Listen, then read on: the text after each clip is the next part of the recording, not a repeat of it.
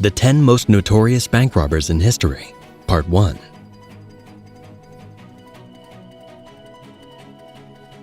When asked why he robbed banks, Willie Sutton, a renowned bank robber, said, "Because that's where the money is." Before the advent of the computer and the internet, banks were the target of infamous outlaws who subjected bank employees and customers to force, violence, or threat of violence, and got away with millions of dollars. In today's episode, we narrate the life and robberies of the 10 most renowned bank robbers of the last 2 centuries.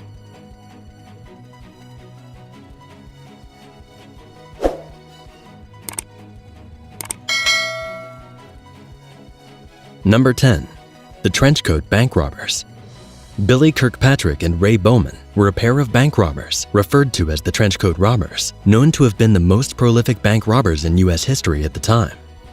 Between 1982 and 1997, they had robbed 28 banks in the U.S., and yet the FBI had no idea about their true identities because they dressed in trench coats and wore wigs and fake mustaches.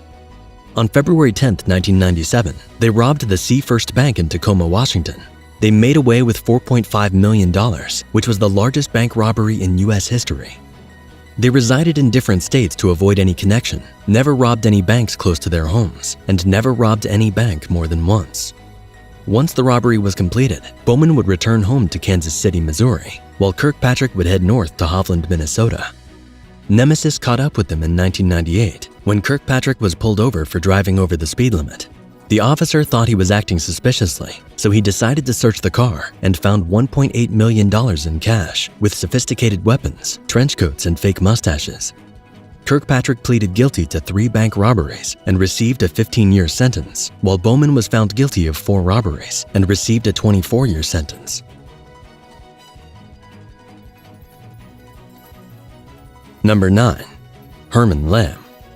Lamm was a German-American bank robber, credited for developing the Lamm robbery techniques and considered the most efficient bank robber of the century. Born in April 1890, Lamm started as a soldier in the Prussian army, but migrated to the U.S. just before World War I. Upon arrival in the USA, Lamm noticed that bank robberies were largely abortive, not because of the security system, but because the operations were carried out without proper planning. He quickly started adapting his military tactics, precision, and discipline into the art of crime. He developed a meticulous planning system known as the Lamm technique, which is based on the concept of developing escape routes before planning the actual robbery.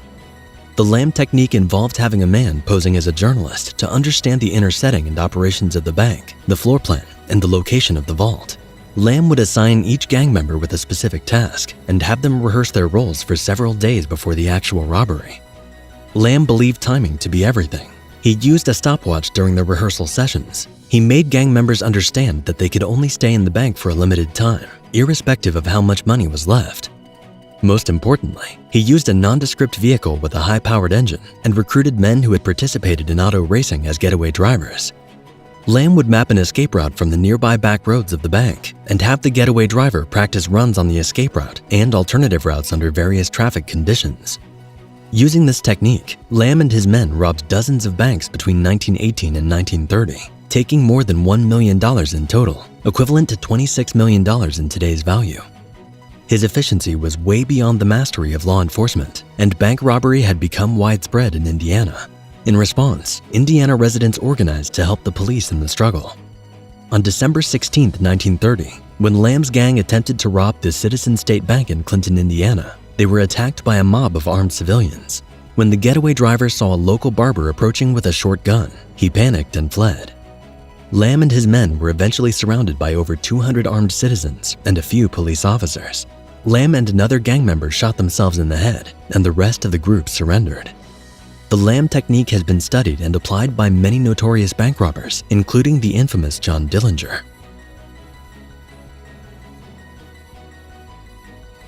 Number 8. Bonnie and Clyde. Bonnie Parker and Clyde Barrow, popularly referred to as Bonnie and Clyde, were an American criminal couple who terrorized the central United States with their bank robberies during the Great Depression. When they first met in January 1930, Bonnie, 19, was a simple housewife separated from her husband. Clyde, 20, already had a criminal history and was arrested 3 years prior for stealing turkeys. Many believed that Bonnie joined Clyde in his criminal enterprise simply because she was in love with him. The couple started their robbery operations with small stores and gas stations and eventually graduated to bank robberies. On Christmas Eve of 1932, William Jones, a family friend of Clyde's, joined the gang at age 16, and all three left Dallas on Christmas Day. 3 months later, Clyde's brother, Duck Barrow, and wife, Blanche Barrow, who were there to visit in an attempt to persuade the couple to stop their criminal activity and surrender to law enforcement, ended up joining the gang. By April 1933, the Barrow gang had 5 members. They began robbing local stores and gas stations, killing anyone, whether civilian or law enforcement, who got in their way. They rented an apartment in a quiet neighborhood in Joplin, Missouri. The gang ran loud, alcohol-fueled card games late into the night, during which, on one occasion, Clyde accidentally fired a gun. Neighbors called the police, but the gang fired automatic rifles, killing Detective Harry McGinnis, fatally wounding Constable J.W. Herman, forcing some of the policemen to hide behind an oak tree while the rest of the law enforcement crew fled. The gang escaped, leaving behind most of their belongings, including photographs of gang members posing with a gun and unique moments of Bonnie and Clyde. The images portrayed the youth and wild nature of the gang, especially Bonnie and Clyde. They covered the front page of newspapers throughout America. This introduced new criminal superstars to the American public. They immediately overshadowed John Dillinger and Pretty Boy Floyd, who dominated press coverage for their criminal exploits and good looks. In May of 1933, they robbed the bank in Lucerna, Indiana, and the bank in Okabena, Minnesota. Their hot photos entertained the public for a while, but the sudden popularity made their lives more difficult as they had to avoid restaurants and motels to evade discovery. They resorted to campfire cooking and bathing in cold streams. In July 1933, upon arrival to Platte City, Missouri, they rented 2 cabins at the Red Crown Tourist Court. The innkeeper quickly noticed several anomalies. First, the fact that they had booked for 3 persons, whereas 5 people were seen coming out of the car. Secondly, the driver had backed into the garage gangster style for a quick getaway. Thirdly, they paid for their stay, food, beer, and everything in coins rather than bills. Later that night, when the innkeeper also noticed that his guests had taped the windows of their cabin with newspapers, he immediately called law enforcement. In response, County Sheriff Holt Coffey led a group of officers who invaded the cabin around 11 p.m. Clyde's brother Buck was killed in the gunfight that ensued, and his wife Blanche was captured, while Jones, Bonnie, and Clyde all escaped. Shortly after that, Jones parted company to visit his mother in Houston, where he was arrested on November 6, 1933. Clyde later recruited a few new members into the gang and carried out several robberies and murders. In the early hours of May 21, 1934, news reached law enforcement that Bonnie and Clyde were planning to visit Bainville Parish in Louisiana that evening. They set up an ambush along Louisiana State Highway 154. The posse was concealed in the bushes for 2 days and almost about to give up when they heard the engine of a Ford V8, which Clyde was driving, approaching at high speed around 9:15 a.m. on May 23, 1934. The officers fired about 130 rounds, of which 26 bullets hit Bonnie and 17 hit Clyde. Immediately, their death was confirmed, news spread, and the Northwest Louisiana town population reportedly swelled from 2,000 to 12,000 within hours, with people coming in by train, cars, and horseback. The price of beer jumped from 15 cents to 25 cents, and sandwiches quickly sold out. Over 20,000 people attended the burial, and flowers and cards came in from sympathizers all over the country, including John Dillinger and Pretty Boy Floyd. Jones was convicted of murder and was given a lenient sentence of 15 years in prison. Blanche never carried a gun. She was convicted for attempted murder and sentenced to 6 years in prison. The Bonnie and Clyde story has been scripted in many Hollywood movies and has inspired many pop songs worldwide. The bullet-riddled Ford car became a popular attraction and was displayed at amusement parks and museums.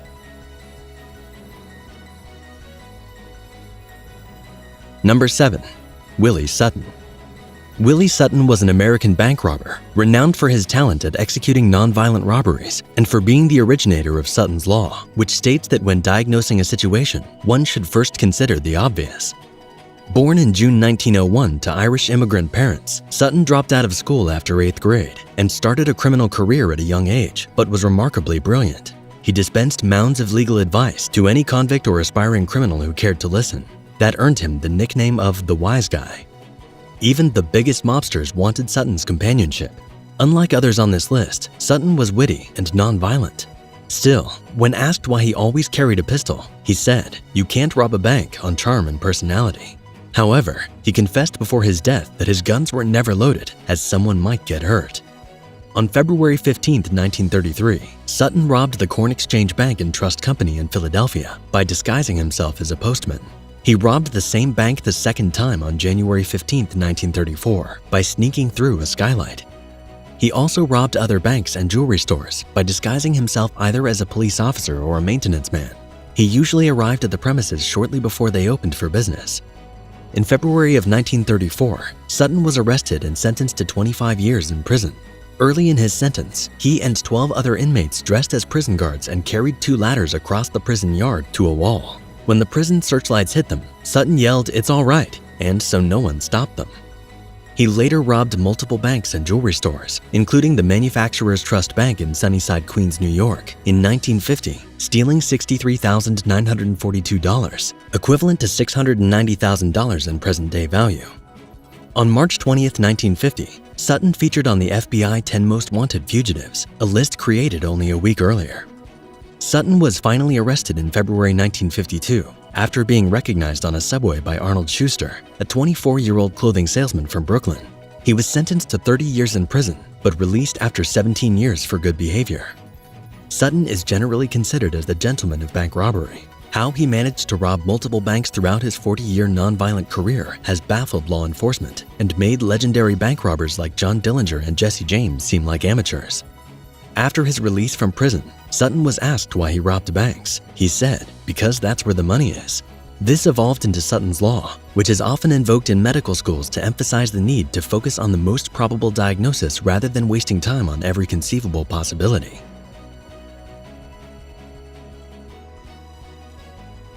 Number 6. Carl Gugasian. Carl Gugasian, also known as the Friday Night Bank Robber, is an American bank robber believed to have been the most educated and tactical bank robber in American history. Having robbed over 50 banks throughout his 30-year criminal career, beating the records of the trenchcoat robbers, Gugasian is considered to be the most prolific bank robber to ever live. Born in October 1947 in Broomall, Pennsylvania, Gugasian started his criminal career at an early age and was arrested at 15 while attempting to rob a candy store. After his release from a state youth facility in Camp Hill, Pennsylvania, where he spent 18 months, Gugasian was dissatisfied with his status of petty thief and took bold steps to excel in his criminal career.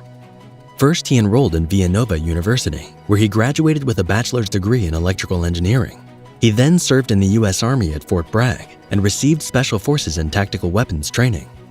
He returned to college and received a master's degree in systems analysis from the University of Pennsylvania, followed by doctoral work in statistics and probability at Pennsylvania State University. This was the beginning of a long and flourishing career in bank robbery. He used topographical and street maps to plan his robbery and chose banks in small towns, which were next to wooded areas by nearby highway on-ramps.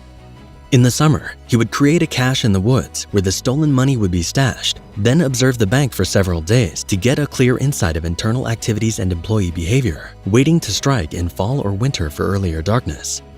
He wore a mask and bulky clothes to cover his build, and walked in a crab-like manner to confuse estimates of his height and to conceal his way of walking. He would vault the counter in a standing jump, landing with a frightening crash, before emptying all the cash into his bag. His operations usually took less than 3 minutes. Wearing a scent block to hide his trail, he would run into the woods and hide the money and evidence in the cache.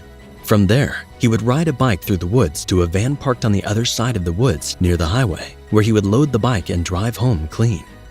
He carried out his robberies only on Friday nights just before closing time, knowing it to be the time when customers were least present and when the bank had the maximum cash in hand. Simple as it may sound, the plan was effective, and Gugasian used it to rob over 50 banks throughout a 30-year period. Unfortunately for him, his cache containing weapons, plans, maps, and masks were accidentally found by 2 boys playing in the woods. The police were able to construct a more accurate profile, which led to Gugasian's arrest in 2002. He served 15 years in prison and taught mathematics to other inmates. In 2013, a movie based on Gugasian's story titled The Friday Night Bank Robber was released.